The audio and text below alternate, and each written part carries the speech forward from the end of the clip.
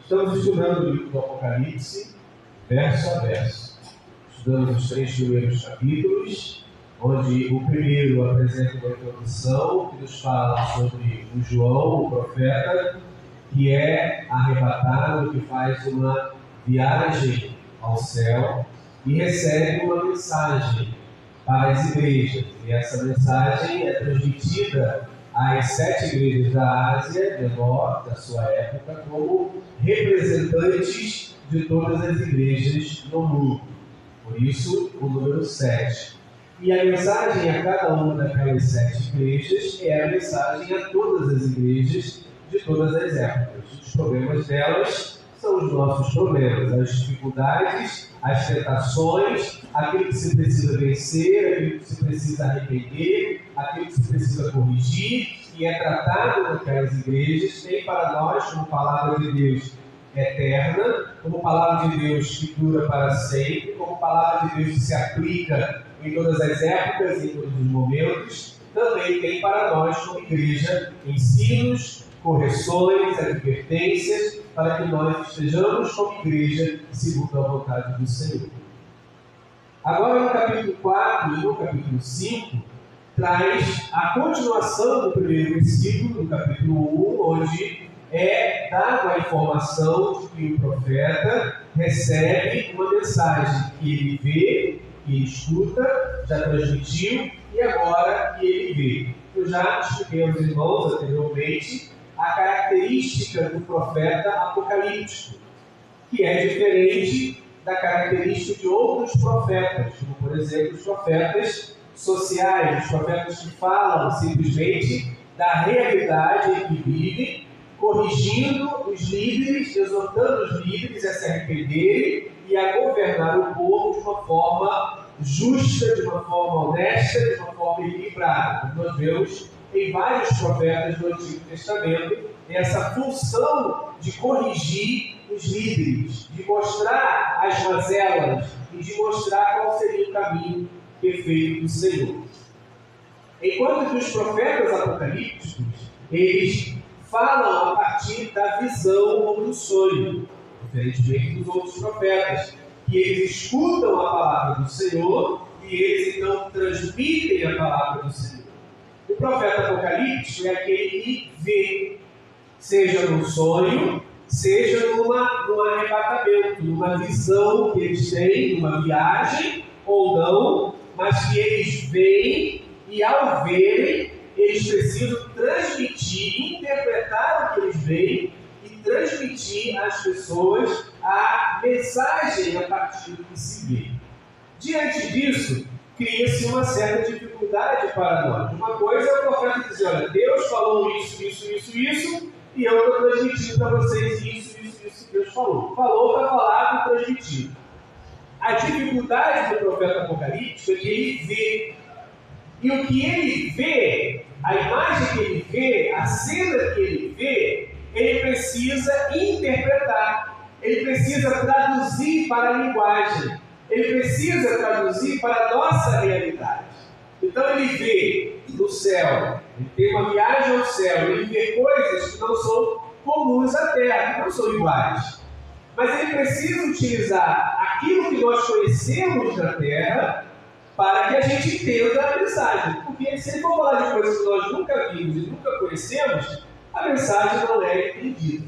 Então é necessário que o profeta, ao ver, ele traduza, ele interprete, ele conte a cena. E ao contar a cena, ele traz das cenas representatividade, simbolismo. Cada imagem, cada objeto, cada coisa que ele vê tem um símbolo, representa uma mensagem, carrega uma mensagem. E aí a gente então se detém na mensagem que os símbolos representam. No caso do capítulo 4 e capítulo 5, o profeta faz uma viagem ao céu, ele é arrebatado do Espírito.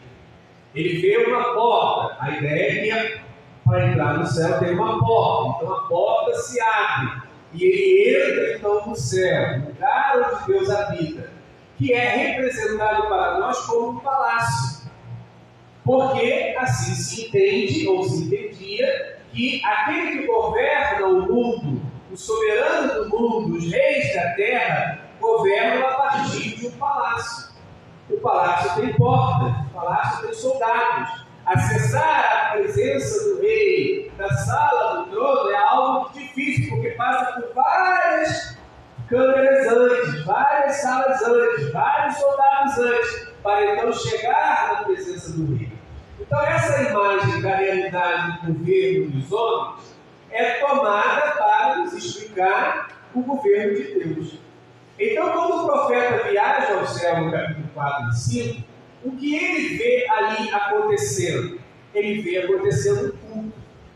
Então, os capítulos 4 e 5 do Apocalipse é um prelúdio. É algo que antecede as coisas que vão acontecer, que ele vai ver e que vai nos contar. Os capítulos 4 e 5 funcionam como ele entra no céu e a primeira coisa que ele vê é um culto acontecendo. Então, o que nós temos aí nesses dois capítulos é um culto. Tá? Ele não vai falar agora de coisas que vão acontecer. Ele não vai falar das revelações escatológicas. Ele vai falar do culto acontecendo. E essa ideia, essa viagem, essa visão de um culto acontecendo no céu, em que o profeta assiste e que o profeta acessa, não é uma novidade no Apocalipse, não é uma novidade do profeta João. Nós temos, por exemplo, Isaías, no capítulo 6. Isaías, capítulo 6, também assiste o culto no céu.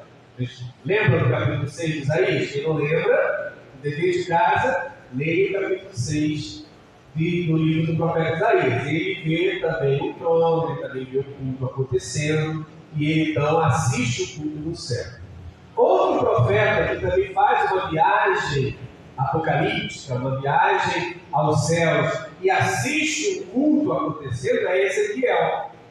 Então, o capítulo 1 do livro de Ezequiel também retrata para nós o culto acontecendo no céu. O profeta viaja ao céu, arrebatado ao céu, quando ele chega e vê o culto acontecendo. O culto que Ezequiel vê acontecendo, que está no capítulo 1 do seu livro, é muito parecido com o culto que o João vê agora no capítulo 4. Então, um dever de casa para vocês é leia o capítulo 1 do profeta Ezequiel essa semana. Compare com o capítulo 4 de Apocalipse. Vocês vão observar que o enredo, basicamente a estrutura, é muito parecida. Então, o que nós temos no livro do profeta João, no Apocalipse, é algo que não é uma novidade nesse sentido. Isaías já teve essa experiência, viu o culto acontecendo no céu.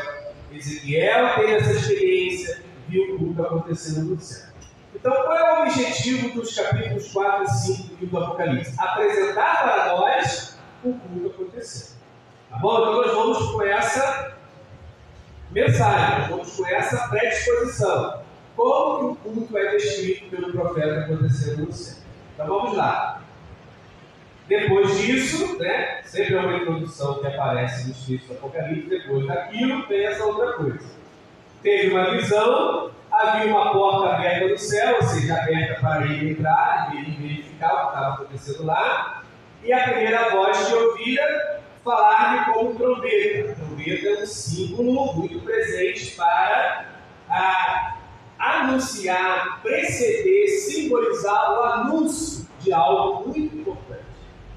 Então, a trombeta representa, é símbolo de algo, de um anúncio muito importante. Assim era nos dias bíblicos. Ou seja, quando o rei ia enviar o seu mensageiro para transmitir uma mensagem ao povo, essa mensagem era precedida por uma trombeta. Toca-se a trombeta, todo mundo chama a atenção, é como se fosse a sirene, a buzina, o sino. Chama a atenção, aí todo mundo já sabe, olha, vem ali uma mensagem importante do rei. Tá? Então a trombeta é símbolo de chama a atenção e vem algo ali. Assim também está aqui. A voz é precedida por uma trombeta. Disse: sobe até aqui, para que te mostre as coisas que devem acontecer depois dessas. Então, vai ser mostrado para ele as coisas que vão acontecer. Aí ele vai imediatamente movido pelo Espírito, né? É o Espírito que realiza o arrebatamento dele. Aí ele chega no céu, a porta estava aberta, ele entra, chegou lá, vai ser revelado a ele as coisas que vão acontecer, mas o que ele vê quando chega? Ele vê o culto acontecendo, e ele vai descrever para nós como que é o culto. Primeira coisa que ele destaca aí, havia um trono. Então, o que representa para nós o trono? Tem um rei, tem um soberano. Então ele vai retratar Deus como um soberano, um governante, aquele que é o rei de toda a terra, aquele que é o soberano sobre todas as coisas, sobre os céus e sobre a terra, sobre tudo que existe. Ele é o soberano. Então está lá o trono para representar essa soberania. Ele vê o trono, e no trono alguém assentado. Aí, olha só a diferença dele para Ezequiel, por exemplo. Ele vai evitar de apresentar para nós características humanas desse que está sentado no trono. Observa que ele não fala que havia um velhinho de barba, de cabelo branco. Ele não fala nada disso. Poderoso, cheio de músculos. Ele não fala nada disso. Ou seja, o objetivo dele é evitar que nós façamos uma imagem humanizada de Deus, que é muito comum a gente fazer, não é? Você, quando imagina Deus, você imagina Deus uma figura de um homem? Tem cabelo branco ou cabelo preto? Tem barba ou é sem barba? É velhinho ou é um menino, um bebê, um jovem, um adolescente? Veja como é que a gente tem na nossa cabeça uma imagem sobre Deus. Mas o profeta não quer estimular isso, não quer que isso aconteça. Então ele diz: havia alguém sentado no trono. Pronto. Aí o que ele vai retratar sobre esse alguém? O que estava sentado tinha o aspecto de uma pedra de jaspe e cornalina, e um arco-íris envolvia o trono com reflexos de esmeralda. Ou seja, ele não fala da figura, ele não fala do ser, descrevendo o ser. Ele fala da glória que estava em volta desse ser. A glória é representada pelas pedras preciosas que brilham, que produzem ou refletem uma luz. A luz bate e essa luz é refletida. Da mesma forma, Ezequiel, no capítulo que vocês vão ler em casa, vocês vão perceber que lá também tem 3 pedras. Ezequiel apresenta da mesma forma, só que Ezequiel já fala uma figura humana. O profeta João já evita essa metamorfose, né? Ou seja, transmitir a ideia de um ser humano ali. Mas ele fala do resplendor, da glória que está em volta desse ser, desse alguém sentado no trono. Verso 4: ao redor desse trono estavam dispostos 24 tronos, e nele se assentavam 24 anciãos vestidos de branco e com coroa de ouro na cabeça. Mais uma vez ele está descrevendo o que ele vê. E o que ele vê é uma mensagem a ser transmitida, aqui no caso de um culto. E aí então, qual é a representatividade, qual é o simbolismo desses 24 anciãos? E aí, ao longo dos 2000 anos de história da igreja, vai se buscar essa simbologia. O que representaria? Bem, algumas teorias são apresentadas. Entre elas, por exemplo, os 24 anciãos que estariam diante do trono, prestando culto, prestando serviço sagrado a Deus como sacerdotes, representariam os autores da Bíblia na época de Jesus. O judaísmo na época de Jesus concebia e acreditava que o número de autores da Bíblia, do Antigo Testamento para nós, eram de 24.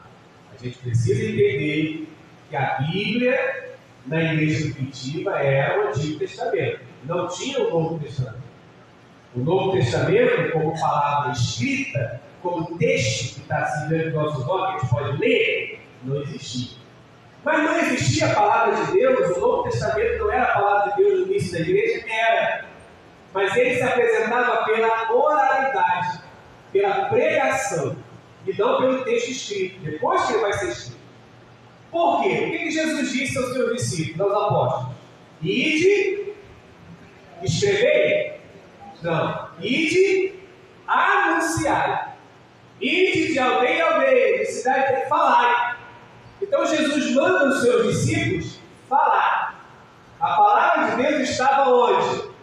Na fala, na boca, na pregação, no anúncio, na transmissão. Ali estava a palavra de Deus, na fala. Não estava no texto. Ele não levava o olhinho debaixo do braço e lia. Não era assim. A palavra estava no coração, a palavra estava na boca. E eles falavam. Então tinha a palavra de Deus no Novo Testamento nosso? Sim, mas ele estava na oralidade. Depois de algumas décadas que se escreve. Mas, nesse momento que a palavra está na oralidade, o texto escrito como palavra de Deus era apenas o Antigo Testamento, essa era a Bíblia. E os judeus na época de Jesus entendiam que eram 24 números autores. Então, alguns acham que ali representa a Bíblia, a palavra de Deus, que presta o serviço sagrado no culto, porque nós estamos lendo sobre o culto. Então, o culto precisa da palavra de Deus. Então, tem essa representatividade possível. A outra possível seria que os 24 seriam compostos pelos 12 profetas do Antigo Testamento, mais os 12 apóstolos, que prestam serviço sagrado diante do trono de Deus para que o culto aconteça. Então, poderia ser os 24 autores do Antigo Testamento, poderia ser os 12 profetas que nós temos lá no Antigo Testamento, mais os 12 apóstolos, poderia ser os 12 patriarcas ou os 12 apóstolos. Qual é o fato final? É que diante do trono de Deus existem aqueles que, como sacerdotes, prestam o culto sagrado a Deus. Os 24 representam todos nós. Os 24 anciãos representam todos aqueles nós do Antigo Testamento, da Antiga Aliança, da Nova Aliança, que prestam culto a Deus no templo de Deus, na presença de Deus. E que colocam diante dele as suas coroas, colocam diante dele vestidos de brancos, que falam da santidade. Então, todas essas características dos 24 anciãos são características dos crentes de todas as épocas, seja do Antigo Testamento, seja do Novo Testamento.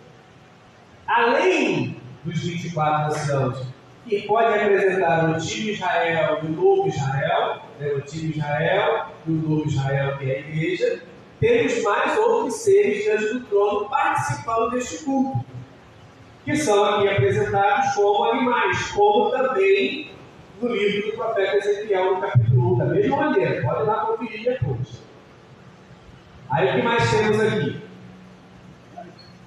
Oi? Alguém falou? Aí o verso 5. Do trono, o que precede, acontece nos cultos divinos? Do trono saem relâmpagos, vozes e trovões, e diante do trono ardiam 7 lâmpadas de fogo, são os 7 Espíritos de Deus. Por que é necessário os relâmpagos e trovões? Porque vocês lembram que toda vez que Deus se manifestava no Antigo Testamento, ele era precedido por relâmpagos e trovões?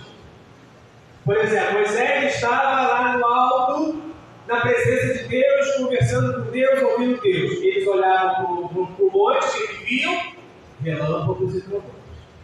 Então, esse sinal de relâmpagos e trovões fala da manifestação divina. Estão ligados com a manifestação divina.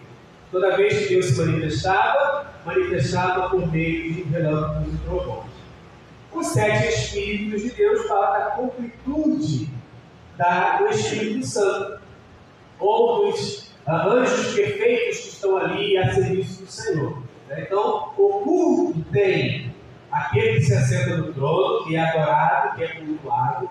Tem os 24 anciãos que prestam o culto, que representam a igreja de todas as épocas. que representa o Israel antigo, o povo de Deus, que presta culto. Tem os relâmpagos e trovões. Tem o Espírito Santo, porque não tem culto sem Deus pelo Espírito Santo. Veja que o que ele vê no céu também é um reflexo do que se vê ou se acontece, ou se crê que acontece na terra, no culto divino. Tá? Quando nós prestamos um culto a Deus também, esses elementos precisam estar presentes. E aí ele continua. À frente do trono havia como um mar de vidro, semelhante ao cristal. Bem, o que isso fala? Isso nos faz lembrar do Gênesis. Lá no Gênesis, da criação, no capítulo 1, quando Deus cria todas as coisas, ele faz a separação entre as águas sobre o firmamento e as águas debaixo do firmamento. Ou seja, cria-se que havia águas no céu, da onde eles acreditavam que vinha chuva. Tá? Então havia águas em cima e águas embaixo. Então, diante do trono de Deus tem um mar, porque acreditava-se que havia águas sobre o firmamento e águas debaixo do firmamento. Só que as águas sobre o firmamento, nós sabemos que a atmosfera mais alta possível é gelada. Então, como seriam essas águas sobre o firmamento? Em que estado elas estariam? Se lá é muito gelada, elas estariam então congeladas. E o gelo se parece como vidro, como cristal. Ou seja, lá na antiguidade não havia uma palavra para cada coisa dessa. Né? Uma palavra para cristal, uma palavra para vidro. Não havia. Eles davam uma palavra utilizada para tudo. Então o que ele vê seria, a grosso modo, um mar congelado, por causa das águas sobre o firmamento, anunciadas no livro de Gênesis. Então está aí presente também. No meio do trono e ao seu redor estavam 4 viventes, 4 seres viventes, 4 animais, cheios de olhos pela frente e por trás, que falam do ver, da capacidade de ver. O primeiro vivente é semelhante ao leão, o segundo vivente ao touro, o terceiro tem a face de homem, e o quarto é semelhante à água. Se você fizer o exercício de casa que eu estou passando, você vai ler Ezequiel, vai? Vocês vão ler Ezequiel capítulo 1? Então lá em Ezequiel capítulo 1, os animais eles têm as 4 caras. Um animal só tem as 4. Aqui não, aqui cada animal tem uma cara diferente. O que eles representam? A criação. Está ali a humanidade representada, né, pelo animal com cara de ser humano. Está ali representada o mundo animal pelo leão, que são os animais selvagens, que a gente não tem acesso, né, que não tem essa amizade com a gente, né? Está ali representada diante do trono de Deus. Temos o touro, que é um animal que a gente chamaria hoje de doméstico, mas não havia naquela época o conceito de animal doméstico que temos hoje, nosso cachorrinho, nosso gatinho. Não existia isso. Então o touro representa um animal que é domesticado, que é cuidado, que serve para nosso alimento, que tem na fazenda, que o homem cuida, que o homem produz e que produz o alimento do homem. Então o touro representaria essa parte dos animais domesticado e cuidado pelos homens. E a águia representa os animais alados, as águias. Ou seja, todos os seres da criação prestam culto àquele que está sentado no trono. Então a visão do profeta é essa. Ele vê o culto acontecendo no céu. Quem é o alvo desse culto? Quem é cultuado? Aquele que está sentado no trono. Deus. E nós não temos nenhuma informação sobre a sua aparência. O que ele fala é sobre a glória que está sobre a sua volta. Quem presta culto a esse que está sentado no trono? Os 24 anciãos. Que fala dos crentes de todas as épocas. Quem mais presta esse culto? Toda a criação. Os seres da criação, toda a criação é representada pelos 4 seres viventes. Ou seja, tudo que Deus criou presta culto para ele. Esse é o culto do céu que o profeta vê. E aí ele continua. O que eles proclamam? Dia e noite sem parar. Santo, santo, santo. Como é que vocês lembram do culto lá de Isaías? Lembram do culto lá de Isaías capítulo 6? Quem é titular? Santo, Santo, Santo. Só tem uma diferença. Lá vai dizer outra coisa depois do Santo, Santo, Santo. Aqui vai dizer outra. Senhor, Deus Todo-Poderoso. Aquele que era, aquele que é e aquele que há de vir. E já foi nos apresentado esse título lá no capítulo 1. Isso é proclamado no culto. Que Deus é santo, que Deus é poderoso, que Deus é aquele que esteve entre nós, que Deus é aquele que está entre nós, e Deus é aquele que há de estar entre nós, que virá para nós no futuro. Porque é importante ressaltar esse detalhe que eu vou ressaltar agora. Na terra, no mundo dos homens, nós temos o tempo. Somos marcados pelo tempo. No céu não tem tempo. Tá? Nós temos o passado, o presente e esperamos ter o futuro. E também não temos ainda, né? Mas esperamos ter, esperamos. Então, o futuro não existe. O passado existiu, o presente existe, o futuro não existe. A gente acha que vai acontecer. E no céu, tem passado, presente e futuro? Não tem. Então, quando a gente lê o profeta que vai ao céu e vê, contempla, assiste e vai falar para a gente o que ele vê, a gente precisa colocar essa informação na cabeça. O que o profeta vê não está ligado a tempo. Ele pode ver o passado, ele pode ver o presente, ele pode ver o futuro na mesma coisa. Porque na presença de Deus, no céu de Deus, não há essa medição temporal que há no mundo dos homens. E essa é a visão de Deus. É a visão de Deus. A visão de Deus não é passado, presente e futuro. Para Deus sempre é presente. Tudo é presente. Então, o que ele vê aqui acontecendo é algo fora do passado, do presente e do futuro. Mas se fôssemos escolher, é um presente contínuo. É o presente eterno. É o presente que nunca iniciou nesse sentido e nunca finalizará nesse sentido. Para acabar, verso 9, e a cada vez que os viventes dão glória, honra e ações de graças àquele que está sentado no trono, e que vive pelos séculos dos séculos, os 24 anciãos se prostram diante daquele que está sentado no trono para adorar aquele que vive pelos séculos dos séculos, depondo suas coroas diante do trono e proclamando. Depondo as suas coroas, porque diante de Deus não há autoridade. Diante de Deus não há mérito. Porque a coroa tem essa simbologia, tanto da autoridade quanto do mérito, da recompensa. Você ganhou a coroa porque você conquistou, ganhou a vitória. O atleta ganha a coroa, é coroado se percorrer segundo as normas, como Paulo vai dizer quando ele fala das Olimpíadas. Ou seja, os 24 anciãos que representam os crentes no deserto, quando adoram ao Senhor, eles abrem mão da sua coroa, e abrem mão dos demais.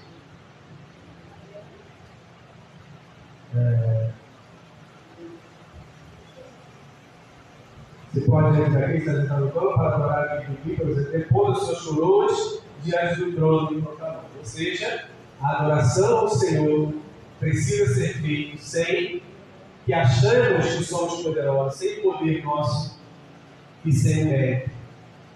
A adoração ao Senhor é na humildade do servo que não tem poder nenhum, na humildade do pecador que não tem mérito nenhum e que é agraciado pela vontade de Deus.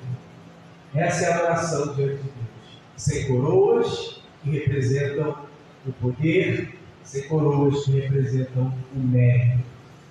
É a manifestação da graça. E aí eles proclamam: digno és tu, Senhor, e Deus nosso, de receber a glória, a honra e o poder, pois foste tu que criaste o universo. Por tua vontade, ele não era e foi criado, ou seja, aquilo que não existia passou a existir por sua vontade, ó soberano, e por isso é adorado.